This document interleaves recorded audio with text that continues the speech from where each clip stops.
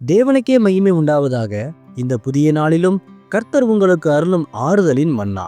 நீ மற்றவர்களுக்கு தாராளமாக கொடுக்கும்போது உன் தேவைகள் அனைத்தும் சந்திக்கப்படும். உன் உதார குணம் உன்னை செழிப்படைய செய்யும். நான் உன்னை ஆசீர்வதிப்பேன். நீதிமொழிகள் 11:25. உதார குணமுள்ள ஆத்துமா செழிக்கும்.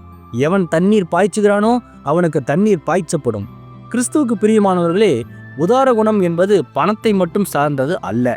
அது உங்கள் நேரத்தையும் அன்பையும் ஆறுதலான வார்த்தைகளையும் தேவைப்படுபவர்களுக்கு கொடுப்பதாகும். நீங்கள் மற்றவர்களின் வறண்ட வாழ்க்கையில் அன்பாகிய தண்ணீரை பாய்ச்சும்போது தேவன் உங்கள் வாழ்க்கையை செழிப்பாக்குவார். சாரிபாத் ஊர் விதவை தன்னிடம் இருந்த கொஞ்சத்தில் எலியா தீர்க்கதரிசிக்கு கொடுத்தாள்.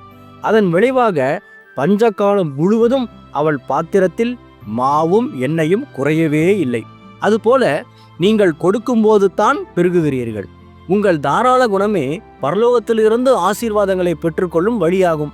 எனவே கொடுங்கள், அப்போது உங்களுக்கும் பன்மடங்காக திரும்ப கொடுக்கப்படும். உங்கள் ஆத்துமா செழித்தோங்கும். ஆமேன். ஜெபிப்போம்.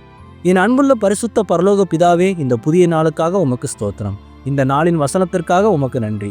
உம்முடைய வார்த்தையின்படி நாங்கள் தாராள குணத்துடன் மற்றவர்களுக்கு உதவ எங்களுக்கு கிருபை தாரும்.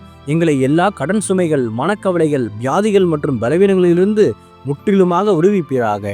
இன்று தங்கள் பிறந்த நாள் மற்றும் திருமண நாள் கொண்டாடும் உம்முடைய பிள்ளைகளை நீர் நிறைவாக ஆசீர்வதியும்.